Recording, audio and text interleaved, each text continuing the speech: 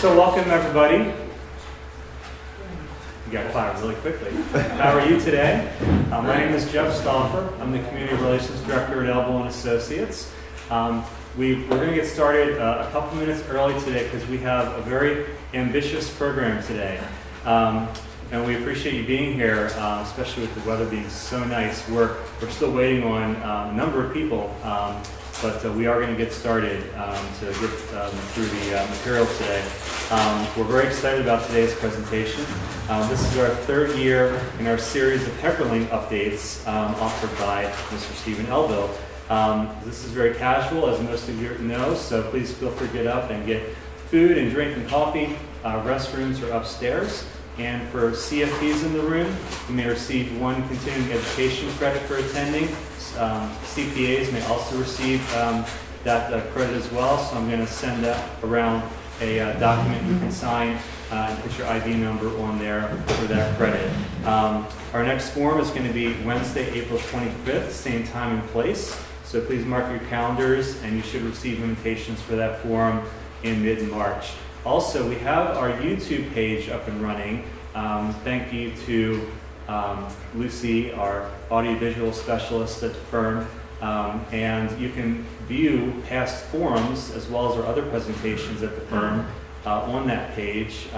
You can pass them on to other colleagues, clients, or if you just want to relive good times with Elbow & Associates.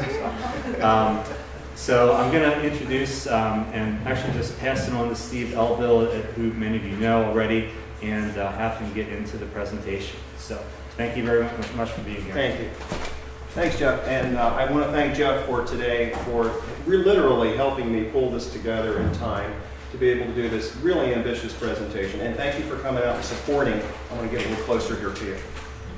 Thank you for supporting and coming out and supporting our events. So I'm going to walk you through a discussion of what was discussed at the HeckerLink conference.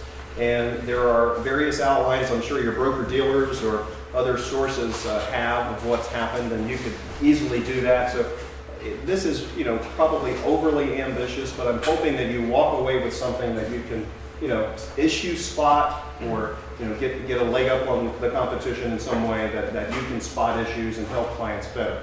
So there's a lot to go through, and I don't want to keep you past the time that we're going to end today at 2 o'clock, so I'm going to get right into it. And just want to let you know there are CPAs in the room, and Dan, for example, if you have some comments about the income tax portion of this, clearly I'm just giving you an overview of a slight overview of the 2017 Tax Act, as well as some other things that were discussed down at HeckerLink. So again, thank you for coming. Restrooms are outside, coffee, food, please make yourself comfortable. And Jeff, do we need to turn the lights down so we can see this better? And of course you have the presentation. So I'm going to go ahead and get started. There you go. And hopefully you can see this. So there's so much information. I have to give credit to Steve Akers from Bessemer Trust, who was very kind at the conference to hand out an outline that he puts out in advance. So this presentation is largely attributable to his information. It's just too much for anyone to try to put together, and he did. He's amazing. So I'm attributing a lot of this outline that we're going to discuss to him and his work. Okay, we're going to talk about the 2017 Tax Act. How does it affect estates and trusts, business tax issues, estate planning considerations, and asset protection. So that's a lot to cover here in the next hour. Bear with me. Use this as a shelf reference. At least you could point to something and get something out of it. For example, this morning I met with a client who has a serious alimony issue that he's had for years, and you'll see here, if you don't already know, that some changes to the alimony rules and laws in the IRS code are going to affect a lot of people. So this is part of the kind of thing you're going to get into today. All right, so the act was signed into law right before the end of the year. Its effective date is the taxable years beginning, winter 2017 for most provisions. And for most individual tax reform provisions, there is a sunset, okay, after 2025, okay? So we're going to keep moving through this. There's significant complexity, and I didn't realize how much complexity there was until I listened to the experts down there, and you'll, of course, have been listening to experts, especially regarding the pass-through entity qualified business income deduction, which we're going to talk about. And I'm going to go through the tax provisions relatively quickly because obviously you're going to take that up with your tax experts, your income tax experts, but I wanted to make sure that we go over that. So there's no repeal of estate and gift tax. The basic exclusion amount has been calculated, and it does have to be carefully calculated, is 11.18 million. So that is the new federal estate tax exemption as far as we know. About 22.5 million between a couple that they can exclude. And of course, the Maryland exemption is at 4 million, and there is some, I can't remember if there's an actual piece of legislation in process to revisit the recoupling that was in progress. So Maryland and some states might say, wow, we were bargaining for 22 million of exemption, so maybe they're going to rethink that. We'll find out this legislative session. Before 2026, obviously many of these provisions are active and then they sunset. And then as you'll see in the presentation, some of the provisions do not sunset.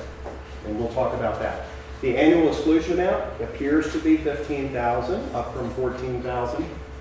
And for non-citizen spouses, the annual exclusion is $152,000.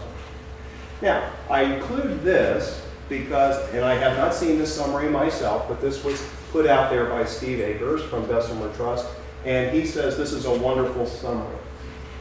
There is also something called the joint explanatory, I can't remember what it was called, but the joint explanation of the 2017 Tax Act. You can Google that. The Joint Committee Explanatory Statement, I think it is. It's 570 pages. But as Jonathan Blotmacher pointed out at the workshop, you know, there hasn't been a major tax change like this in many, many years. And he was saying for some of us who have just not focused on income tax, this is an opportunity to really get your mind around this new paradigm, right? This 2017 Act, and really, educate yourself in a big way.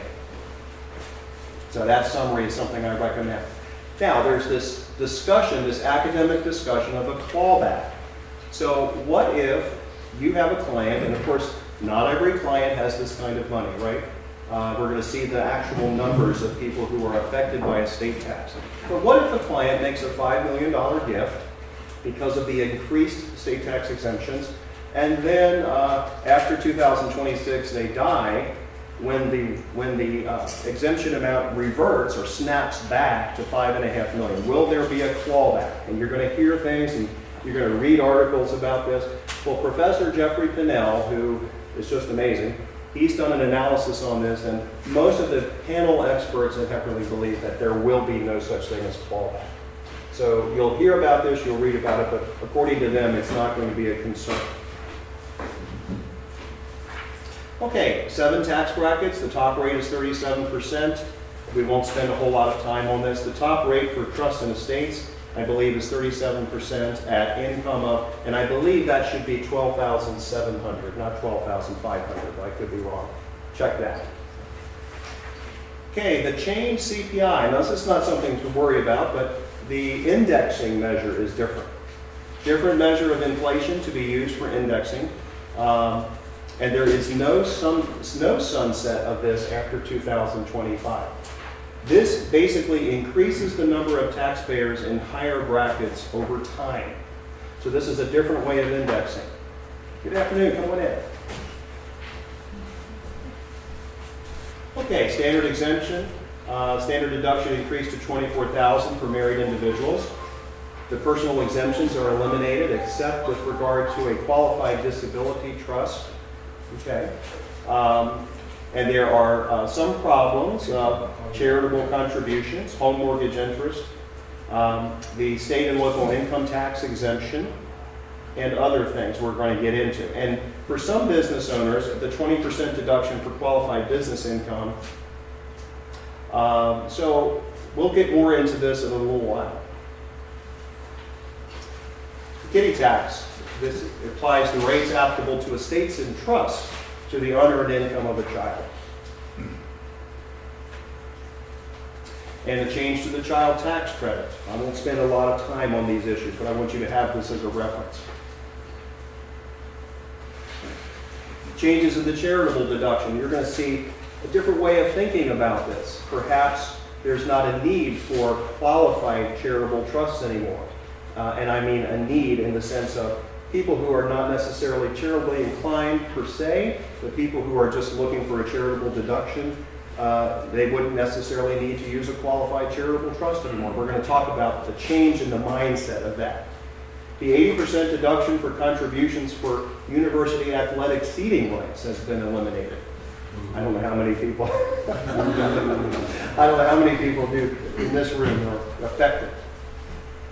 All right, and of course you're familiar with the home interest deduction changes, and I won't go into great detail on that. Okay, the state and local income tax deduction. I was sitting with a client this morning who will be affected by this, and I'm sure you have clients as well. Jonathan Blotmacher, who was leading this discussion, said, you know, where I live in Manhattan, my property taxes are $40,000 a year. And gee, I'm going to be affected by this. So if you don't already know this, there are going to be strategies available to, let's say, take fractional shares of property and put them into entities or use trusts to be able to utilize the $10,000 exemption for each trust. So there will be a way for your clients who are really motivated to do this to be able to use the full $10,000 for each entity and above $10,000. So it doesn't apply to trade or business taxes, but there are ways to deal with that. Miscellaneous itemized deductions, and then the joint explanatory statement I was talking about gets into a list of things that are considered to be itemized deductions that are not deductible. Okay, the qualified business income deduction from pass-through entities, this is something that was very emphasized there. It apparently is very complex and is a huge issue for business owners. My understanding is it doesn't apply to financial advisors or lawyers or anybody that's in a service type business. Although I do believe it applies to architects and one other exception. I can't remember what that is. But basically it's not for service-related businesses that are, I guess, dependent on professional knowledge, that we would consider professional knowledge. But a huge issue that your clients will want to know all about. Okay, the medical expense deduction, reduce the threshold. So that's a good thing for deduction of medical expenses. Now, alimony payments. Not deductible, not income to the recipient. And let's go to the next slide and we're going to come back to this one. It's effective for any divorce or separation instrument executed after the end of this year. After the end of this year. Or, in the case of my client this morning, he has an old agreement. And he's trying to get a modification of it. And he was paying huge amounts of alimony. He was paying like $200,000 a year of alimony, and now he's got it down to $90,000. But here it says, or modified after the end of this year, if expressly stated that the new provisions apply. And we were kind of agreeing that his ex-spouse would probably want the new provisions to apply because it's not counted as income. So he's in a real bind, and this was very upsetting to him because his accountant had not yet brought this to his attention. And so this is something I was able to kind of bring to his attention for better or for worse. Because he's trying to negotiate this modification. So he has every reason to want to negotiate that modification this year. No sunset after 2025. And if you look at the analysis of this, I mean, I don't know if this affects you or anyone you know, but it's a huge impact on people. It shifts the tax burden tremendously. And in some cases, $20,000 to $30,000 or more, just an average married couple. So a big deal. It'll affect the negotiation of settlements and divorces. Let's go back to this other one. Grantor trust. Basically, what this means is that even if one spouse has funded a grantor trust for the other and they get divorced, the donor spouse, the spouse who's divorced that provided the funds, is still going to remain taxable on the grantor trust. Whereas right now my understanding is that the practice is that upon divorce, the Donee spouse would continue to be responsible for the taxes, but not according to this new law. The donor spouse would be responsible. So it's tough. This is a tough law. Recharacterization of Roth IRAs has been eliminated. No sunset after 2025. This is a viatical settlement I should have put in here. For viatical settlements, the taxpayer's basis in the life insurance policy is not reduced by the cost of insurance charges. Of course, I'm summarizing a tremendous amount on these. There's no mandate to have qualifying health insurance beginning in 2019. Projected 13 million people will be without health insurance. So even though Obamacare wasn't, I guess, repealed on the front end, it looks like there's being some repeal on the back end, so to speak. Okay, how will this affect estates and trusts? Dan, any comment on the income taxes?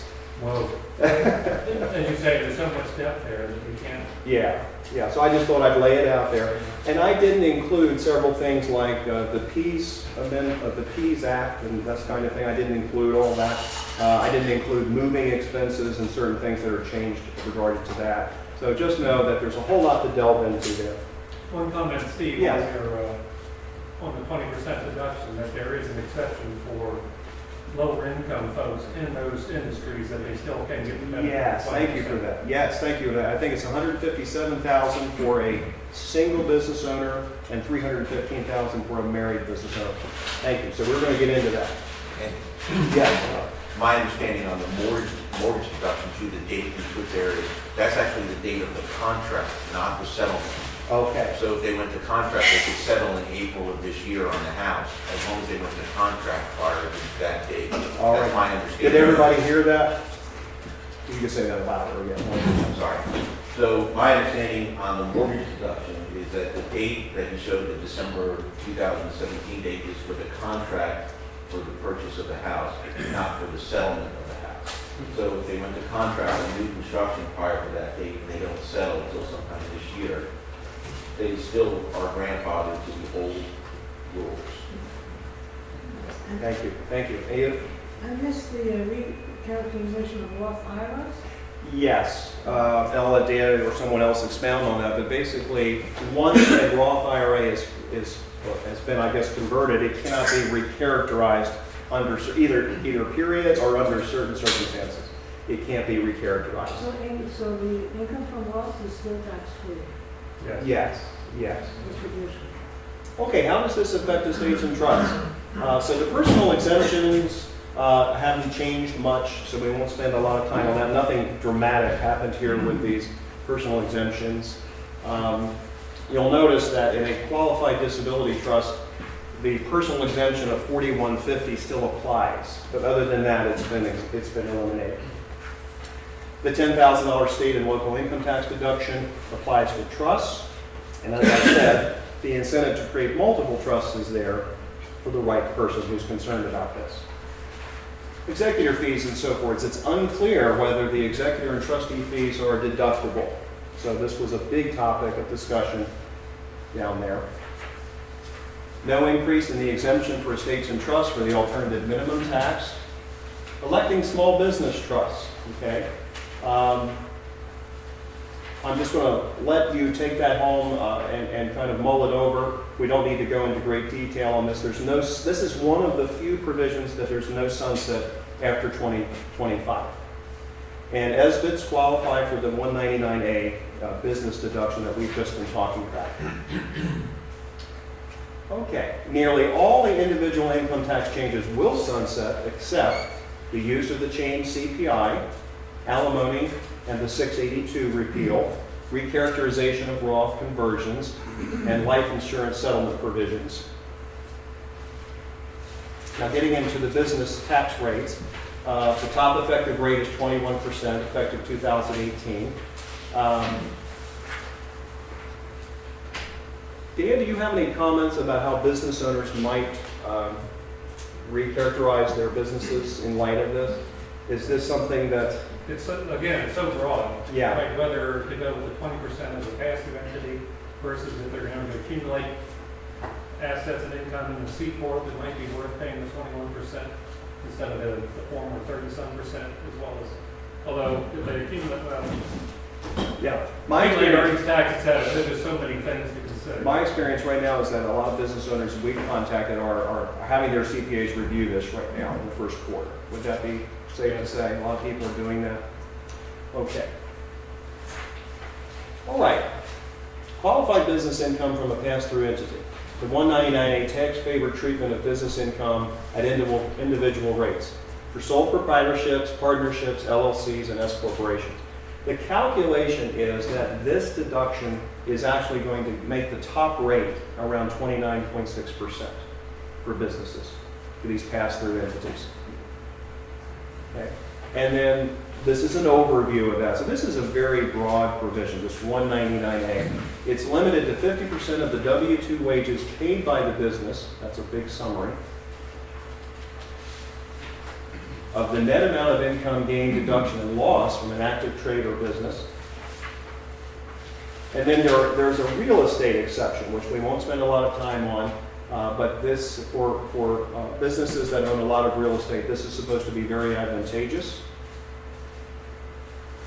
Specified service companies, businesses in health, law, accounting, actuarial science, and so forth.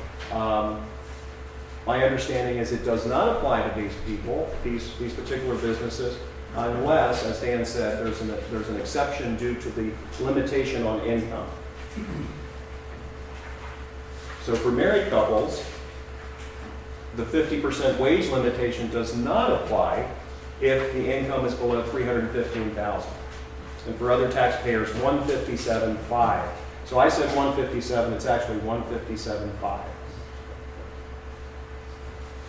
REITs and other publicly traded corporations. And it does apply to estates and trusts.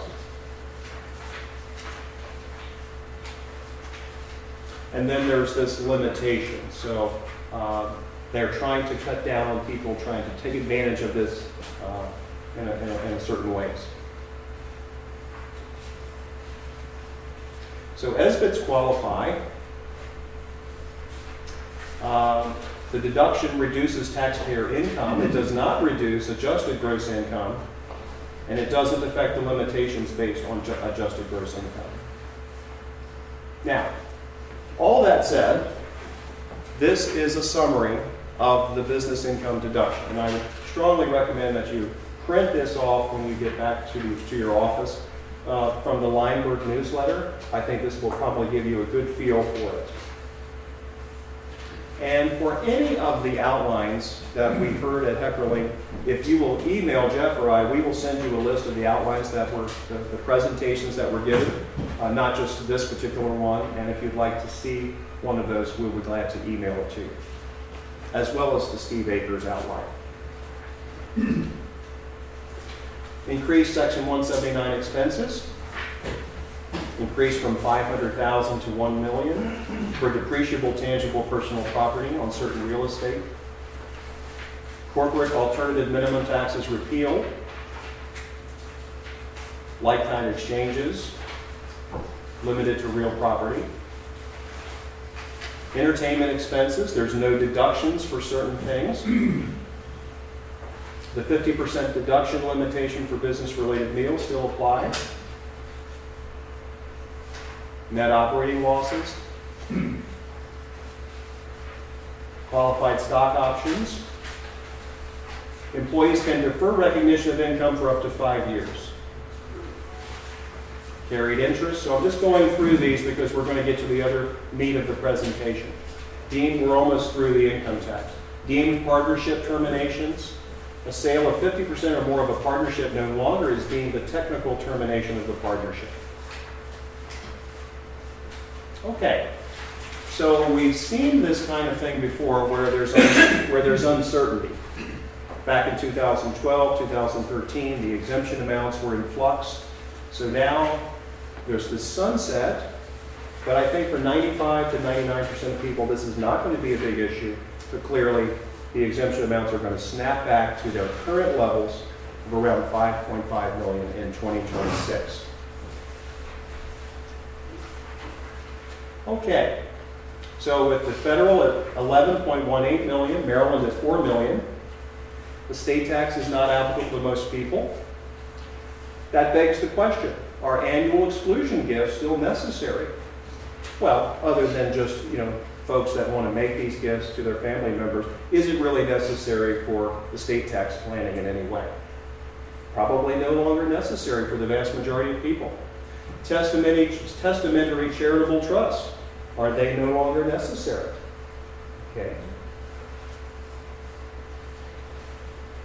Only 1,800 people in 2018 are estimated to owe a state tax. 1,800 people. I don't know where Steve Akers got his statistics from, but that is the estimate. There is a 10 billion gift tax exclusion. I believe that's supposed to be 11 million. So gifts are no longer a concern.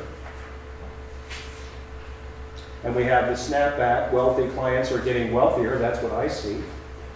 But for 99% of people, this is not an issue. So many of the strategies we're getting ready to talk about on the estate planning side, I try to keep something in mind, is that the average person is not going to be concerned about most of these things. But I do believe that it's important to still understand the why and the how of how we're doing certain things. Interestingly, the new tax act didn't really affect non-resident aliens too much. Their exemption did not go up at all. It remained at $60,000. Tonight, just by happenstance, I happen to be meeting a couple, and they are both non-resident aliens, and they are still going to need careful planning.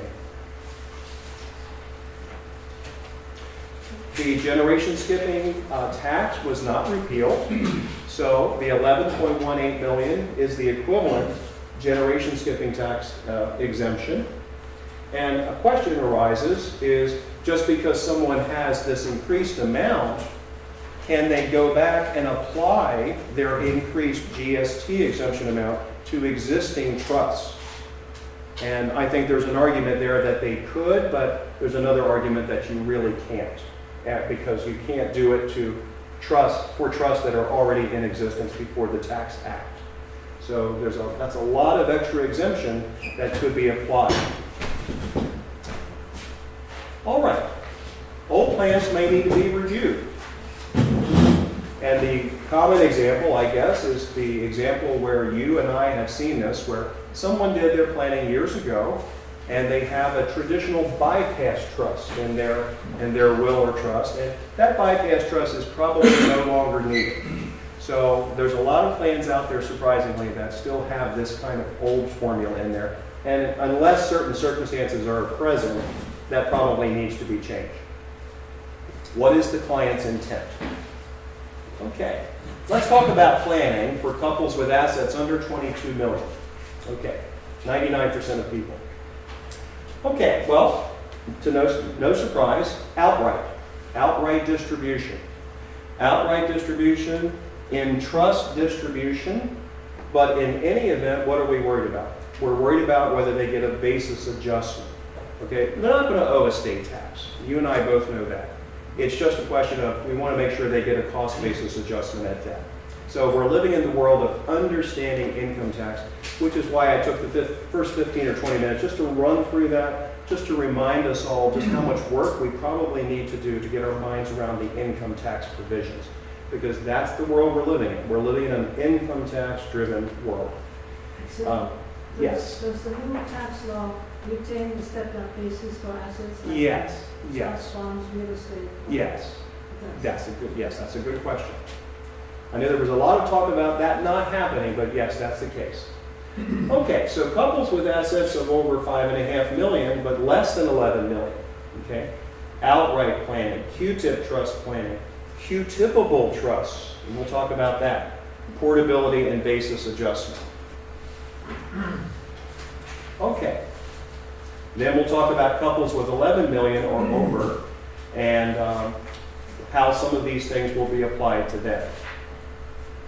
Now, if we leave assets outright to a spouse, I know some of this is very basic, but this is what was discussed at Heckling. We have the simplicity of the outright distribution, but we have no asset protection. So just remember that. Now, does a surviving spouse have asset protection at all? And the answer is yes. There's asset protection in an IRA, an annuity, a qualified plan. There's asset protection in life insurance, but they don't have asset protection in other non-retirement assets. So when we say no asset protection, that's what we're talking about. There's no marital protection, so that's a discussion to have. And there's no advantages of a trust, which we'll talk about. And there might be state-to-state tax issues. Now, right now, there isn't for most people, but let's pretend someone dies, leaves the assets outright to the surviving spouse, and at the time of the surviving spouse's death, they have more than the state exemption amount. There was no planning for state-to-state tax, although for most people right now, that's not going to be an issue. Now, as you've probably heard for many years, there's disclaimer planning. The outright distribution to a surviving spouse, but dependent on a disclaimer to do estate tax planning. Now, there's many advantages of this. It's simple, but it's unlikely. So if you're a surviving spouse and you receive 100% of the assets from your deceased spouse, are you likely to be motivated to want to preserve assets in a bypass trust or to transfer assets back to the estate of your deceased spouse? Not unless you have a really strong reason. You're probably not going to want to do that. You're probably not going to want to tie up assets in a trust where they would be asset protected, even though that would be good for you if you were the surviving spouse. You probably wouldn't want to have to do that. You wouldn't want to file a tax return every year. There's lots of reasons why they may not want to do that. So the spouse may refuse to do it. This is one of the disadvantages. The spouse may be incompetent. The spouse may die during that period. Now, that doesn't mean the disclaimer couldn't be made. It just means that what if the spouse dies and doesn't have a personal representative who could make that election? Inadvertent acceptance of benefits. If you haven't heard of this stuff for a while, when your surviving spouse client receives assets, it's too late for them to disclaim it. And so I've had situations, I'm sure Lee has had situations where someone survives, accepts life insurance benefits, and then wants to disclaim it. You can't do that. Fraudulent transfer, what if I disclaim something? We're going to talk about that in the asset protection portion. What if I disclaim assets and I had creditors? That's a fraudulent conveyance. And then Medicaid problems. Medicaid will consider a disclaimer a transfer of assets for Medicaid purposes. So, what are the advantages of a trust? Management of assets. I talk to many spouses who are concerned about this for their surviving spouse. You can implement limitations on the use of assets. Control at the termination of the trust.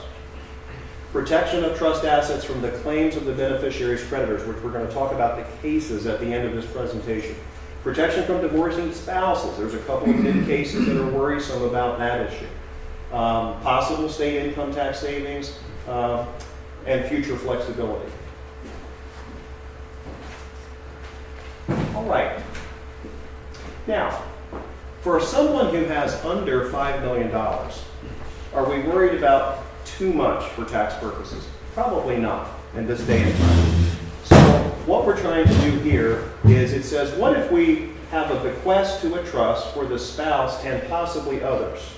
Now remember, in a marital trust, which is a Q-tip trust, we'll call it, where assets passed by marital deduction, it can only be for the surviving spouse. A Q-tip trust cannot be for a surviving spouse and the descendants.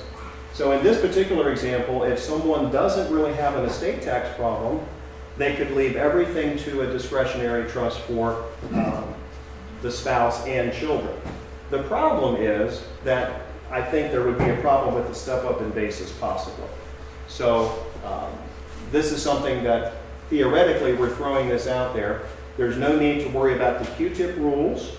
There's no need to file an estate tax return just to have a Q-tip trust and to make the Q-tip election. And there's no worry about the snapback. So again, we're just worried about, are we going to get a cost basis adjustment? Okay, for combined estates over $5 million, you could use portability, which I think is correct for 95% of people out there. or you could use a traditional credit shelter or bypass trust. So what are the advantages of portability? We have a double step up in basis, except for retirement assets. The surviving spouse can make the portability election. That requires the filing of an estate tax return. But think about it. What if the surviving spouse makes that election, and I believe the election has to be done within 24 months. That was changed about 6 or 8 months ago, that it went from 9 months. Now the election has to be made within 24 months, which is good. But you have the double step up in basis, and you have the potential use of $22.5 million of exemption. So that might be a reason to do it, even if it otherwise doesn't look like they need that much exemption. So again, portability, I'm a little bit ahead of myself. Locking in the deceased spouse's unused exemption amount before 2026. And it also sometimes allows a wait and see approach. So let's pretend that you had someone who had a disclaimer plan. What's the advantage of a disclaimer? Well, you have 9 months to make the disclaimer, and it gives you a little bit of time to look. But what if you have a Q-tip plan or a portability type plan where you require the Q-tip election? Now you have 15 months to make the election. So you have a little bit longer. And Steve Akers uses this term Q-tipable. So remember, in a Q-tip trust, the spouse can have income only, but most of your clients are probably going to say income and principal in that trust. But if you have a non-Q-tip trust, let's say a credit shelter or bypass trust, that trust can be for the spouse or just for the spouse and descendants. What Steve Akers is saying here is you could make that trust a Q-tipable trust. You could say income only in that trust. So whether you do a Q-tip trust or a credit shelter trust, it can be Q-tipable. So the portability advantage is both exemption amounts are available and a step up in basis at both spouses' respective debts. What I think you're going to see in this presentation is probably overly complicated. 90 to 95% of people are going to want to use the portability election and use portability planning. Every once in a while, you're going to have a client who really wants to guard against remarriage. We've talked about this before.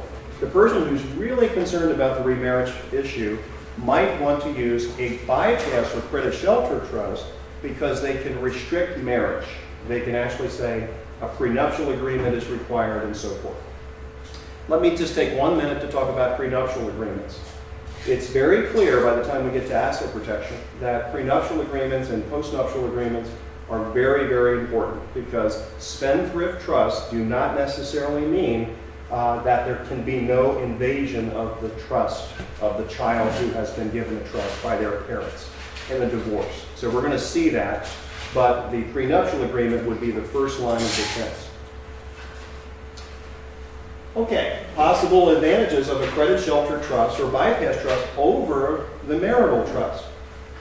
Potential for substantial appreciation of estate assets. Again, let's pretend that even though portability planning is right for 95% of your clients, let's pretend you have a client who has a business interest and that's going to just explode and everybody knows it. It would be best if that client died that interest be in a credit shelter or bypass trust because the appreciation is exempted from estate tax. Federal estate tax will be applicable to the surviving spouse, so where you have that, where if you left everything to the surviving spouse, it's going to be taxable. There's just so many assets, it's going to be taxable in their estate. The credit shelter trust might be better. The credit shelter trust might be better for state estate tax. And as I just mentioned, it'd be increased remarriage protection. And where you need to have the spouse and the descendants as beneficiaries and blended families. So there's no one right answer. Everybody's family situation is different. This is why we're going to counsel through the issue of bypass versus Q-tip trust. Now, why is a Q-tip flexible? Okay, what is a Q-tip trust? Again, surviving spouse has to at least get all income, and most of the time, income and principal. I describe a Q-tip trust as one spouse can die first, control the assets, and yet have it taxed in the estate of the surviving spouse. That is my definition of a Q-tip, simple definition. So it's trust planning after one death. You can have single or multiple Q-tip trusts. The Q-tip trust qualifies for portability. The GST exemption is not portable. So when you use a portability plan, you have to be careful, or your lawyer has to be careful, or the CPA has to be careful to remember that the GST exemption is not ported. And there's a technique to use a reverse Q-tip election to make sure that the GST exemption is allocated. The Clayton provision. Now, what these academics are really saying at Heckerling, in my opinion, is portability is going to be applicable to most people. You're only going to use the credit shelter or bypass trust in situations where you have blended families or you need marital protection. And because portability is the preferred plan, why not build some flexibility in there? So if you haven't heard me say this before, the Clayton election is what they're really saying should be the preferred method. It's not the right method for everybody. And remember what the Clayton election is. And if I have a marker, here we go, I will just show you this real quickly. So let's pretend that someone dies, and here's their trust, and the assets are going over here to the surviving spouse. Well, a personal representative, and there's controversy as to whether this should be an independent personal representative or whether it can be the surviving spouse. To my surprise, the academics there said they thought it was okay that it was the surviving spouse. The surviving spouse, as the personal representative, will, within 15 months, decide whether or not they are going to make the Q-tip election so that everything goes to a marital trust, that's the Q-tip trust, or anything that is not elected, meaning a partial election, will go to the traditional credit shelter trust or bypass trust. Are you saying that this can be done after the person dies? Yes, so what the academics are recommending is this Clayton election, which has been around for a long time. They call it the Clayton flip, and what they really are saying is the independent or maybe not independent personal representative can make the Q-tip election either fully and everything is treated as a marital deduction, or if they make a partial Q-tip election, then the unelected amount goes over here to a traditional bypass trust. That's the most flexible method for a lot of people today. So the Clayton Q-tip election for people who have 11 million or under is a good choice. All right, so the Clayton provision, and of course there can be a mandatory income trust. This bypass trust is what I'm trying to say is a trust that actually could be income only. All right, so estates under 5 million, Q-tip planning. Again, the person who has less than 5 million, they need to be counseled that if they use a Q-tip trust, it's going to cost some money to do an estate tax return, right? So people need to be told that. That's a big deal, and that can cost several $1,000s. There is a basis adjustment, so that's wonderful. Now, there was some discussion, and this is the academics. Well, you can give a general power of appointment at death. There's a way to do that with a Q-tip trust. But why would you use a Q-tip trust for control and then give your surviving spouse the ability to give it to whoever they want? So I didn't quite understand that one, but I think what they're trying to explore is this is the kind of flexibility that people can have. Okay, estates over 5 million with Q-tip. We want to lock in the deceased spouse's unused exemption amount. We want to insure against the surviving spouse dying after the basic exclusion amount snaps back to 5 million. So I would encourage people to make the portability election and lock in the deceased spouse's unused amount. If for no other reason, then it's going to snap back. And why not lock it in between now and 2025? Again, every situation is different. So 15 months to make the Q-tip election. It can be made by a formula. We won't get into all that. The allocation of GST exemption is important. State-only Q-tip. Maryland is a state that has a state-only Q-tip. Not all states do, but that's one of the issues with Q-tip elections. The executor making the election versus the surviving spouse as the executor. And the surviving spouse can have a limited power of appointment, of course. I won't get into this. That's what I just described about the surviving spouse having too much power, but it is a technique where they could have an unlimited withdrawal power out of a Q-tip trust. Okay, Maryland's exemption we know is at $4 million. It's going to $5.5 million next year unless the legislature changes it. DC, I understand, and maybe somebody in the room knows this, DC, I understand in 2018 is going to go to the federal exemption amount for its state-to-state tax, so to speak. New York, I believe, is going to go to $5 million in the next couple of years. And of course, we won't get into those subjects right now. Okay, I don't think we're going to get into state-to-state tax Q-tip planning. You understand that Maryland has a state-to-state tax that's not going to be applicable to most people. But if we need to make that kind of planning work, there is a state-only Q-tip election. We have to work that into the documents. So, flexibility, especially with the states of $5 million to $22 million, using powers of appointment. Now, that's a subject we could talk about for 2 hours. But just know that step up in basis is what we're really talking about here. And every family, every individual has goals. Well, property's left in trust for someone. I have my goals about why that's happening. But the question is, are they going to receive a cost basis adjustment at death? So there's a lot of things that can be done with powers of appointment to either give the person the ability to get a step up in basis or to give another person the ability to exercise a power of appointment to cause a step up in basis.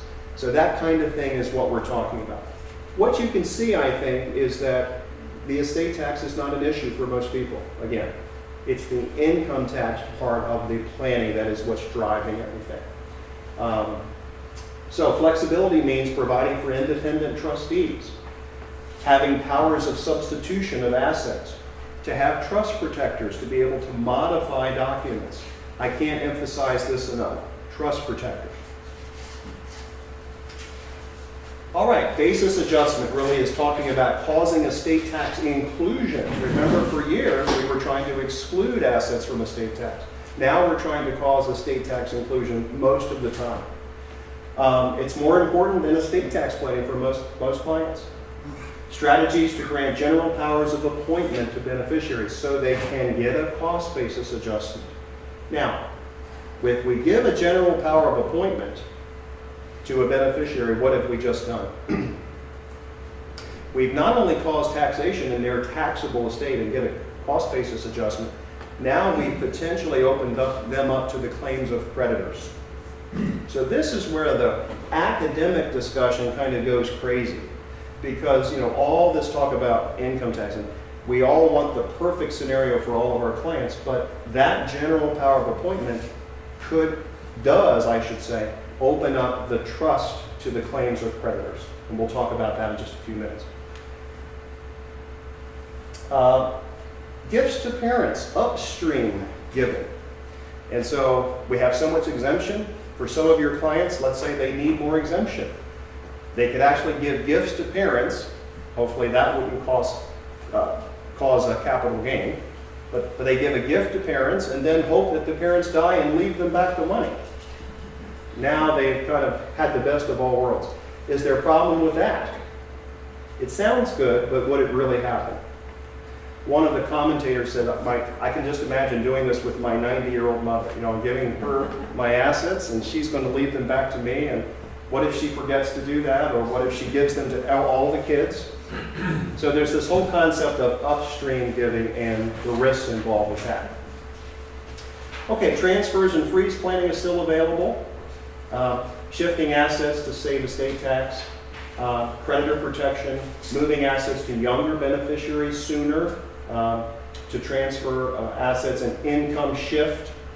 Okay, window of giving is basically the next 8 years. Some of the things we used to worry about when people would give gifts to freeze assets, they would have to get appraisals, of course, which are still a good idea, but we're talking about tight margins.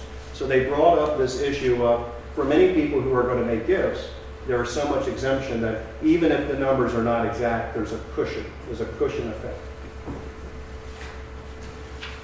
Specific gifting opportunities, gifts to Dynasty Trust, forgiveness of loans to children. Of course, the IRS considers that a gift. Equalizing gifts, gifts for state estate tax purposes. Remember that in Maryland, when you give a gift, Maryland has no gift tax. So you're getting gifts out of someone's estate. If they needed to reduce Maryland estate tax, which used to be a bigger issue than it is now, you can get assets out of someone's estate without it being a big deal. Maryland will not be able to tax that amount of money because it's been gifted. Life insurance transfers and trust sales. Sales to a trust to try to reduce tax. All right, specific gift opportunities. I'm going to check my time. We don't have very much time left, and I'm going to move quickly. There are such things as spousal lifetime access trust. We don't have time to get into a lot of that today. Non-reciprocal trust, self-settled asset protection trust, lifetime Q-tip trust, retained income trust, and transferring residences into trust. I'll just comment on a couple of these. Self-settled asset protection trust, so Delaware Trust, Nevada Trust, South Dakota Trust. These are wonderful things, but the commentators were talking about that after all these years, there's still not enough case law to really know whether someone who lives in Georgia would be able to do a Nevada trust and actually be able to expect that their assets would be safe against the claims of a creditor. So what I was talking to someone about this morning is this issue of really using those things as tools to discourage creditors. But there's no case law that says absolutely that those things will work. So those domestic asset protection trusts are still largely untested, even after all these years. The case law that you do hear about are bad actors. You know, someone who lost a lot of money on Wall Street and then took off to the other side of the world to escape their creditors and transferred the remaining amount of money they had. Those are the kind of cases that we see where people are, you know, they're basically committed creditor fraud. But we're still waiting on cases that can prove that these trusts are as strong as we think they might be. Maryland allows a lifetime Q-tip trust. And that's one thing, even though Maryland is not an asset protection state per se, between spouses, a lifetime Q-tip trust can be created.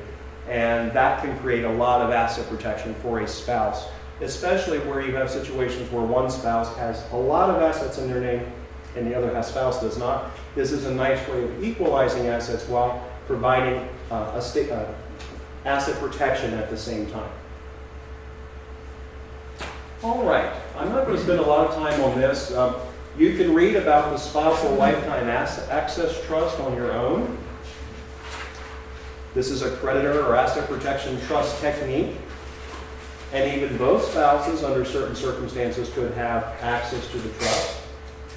And again, upstream gifting, we talked about that a little bit. Some of this is repetitive. The commentators wanted you to know, or wanted us to know, that it's still important, even though people may not need to make annual exclusion gifts, that reporting is still important, you know, gift tax returns. But they pointed out that the audit rate of gift tax returns has not risen over the years. So it's not something the IRS is really out there looking for in large numbers. And of course, take great care before clients make lifetime gifts, just so we don't have any loss of a basis step up or unnecessary capital gain.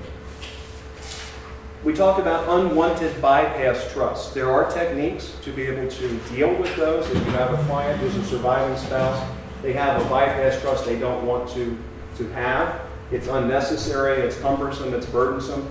There are ways that those can be undone. There are some income tax consequences to worry about.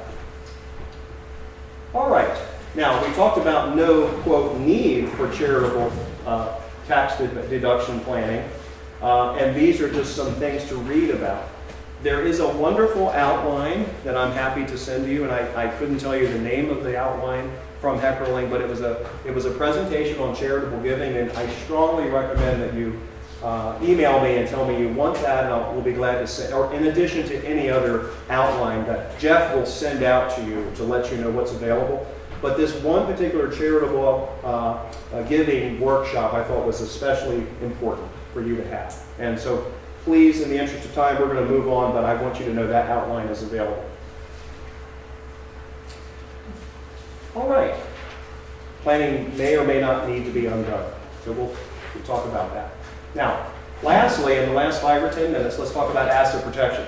And I promise to get you out of here on time. So remember, there is lifetime asset protection. We talked about that. Tenants by the entireties, life insurance, annuities, qualified plans, all of those things are protected from the claims of creditors. Domestic asset protection trust. Remains to be seen in the future what the case law will really say about that. But we know it's a discouragement to creditors and probably would force them to settle if your clients have an LLC, let's say in a Nevada jurisdiction, and that LLC is inside of a Nevada asset protection trust and so forth. And Steve Oceans and some of the big asset protection lawyers out there, they have advanced techniques along these lines. Make these things available to your clients and they'll love you for it. And of course, Maryland is not an asset protection state, but we can do lifetime Q-tip planning and, of course, planning at death, which we'll talk about in just a minute. Long-term care asset protection is a different thing, so we don't have time for that today. But remember, that is a different set of circumstances and a whole different topic. So lifetime asset protection, long-term care asset protection at death. That's the easiest kind of asset protection to give. You're dealing with general versus limited powers of appointment. If you take nothing away from today other than this, remember this. A general power of appointment in a trust where your client has the power to give that property to whoever they want, basically, including spouses, opens them up to the claims of creditors. There's an argument that the exercise of the general power of appointment is what opens them up to the claims of creditors, not just the fact that they have a general power of appointment. But I wouldn't try to make that distinction. It's too dangerous. So instead, they should have a limited power of appointment. They can only basically give the trust property at their death to their descendants or to their descendants and charities, basically. Spendthrift clauses. Spendthrift clause says, I'm a beneficiary of a trust. I can't assign my beneficial interest to my creditors, right? So the spendthrift clauses, we've always thought that they were very, very essential, and they are essential, but they're under attack. We're going to talk about that. And in any kind of asset protection trust at death, you need to build in flexibility. You don't want your client to have a trust and have no flexibility to change that trust under changing circumstances due to their being sued or their getting divorced. You want to have a trust protector provision in there. Fortunately, under the Maryland Trust Act, there are some flexibility provisions about being able to modify a trust. But it would be much better if you had a trust protector provision. And I'll go one step further, which we don't have time to cover. It would be better if there was a decanting provision.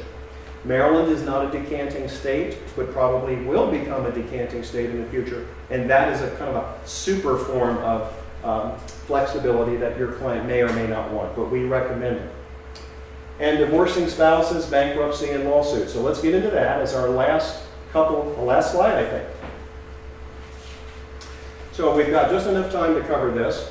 So the Harris and Carpenter cases, and I just want to make sure that we check that reference. I think it's Carmack. It should not be Carpenter. And I think Jeff couldn't read my writing. Carmack, K-A-R-M-A-C-K.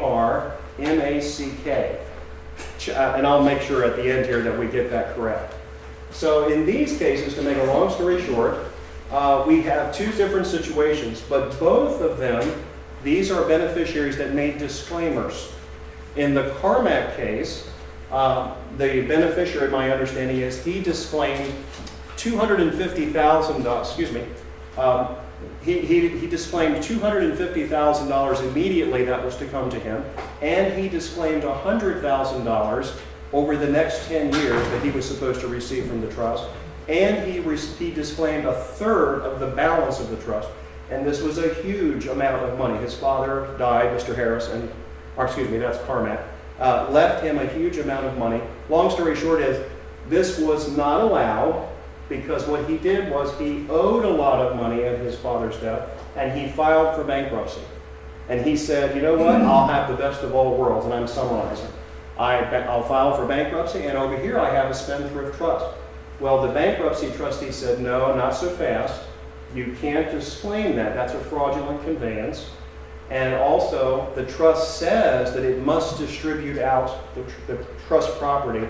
So therefore, the bankruptcy trustee is able to reach that money.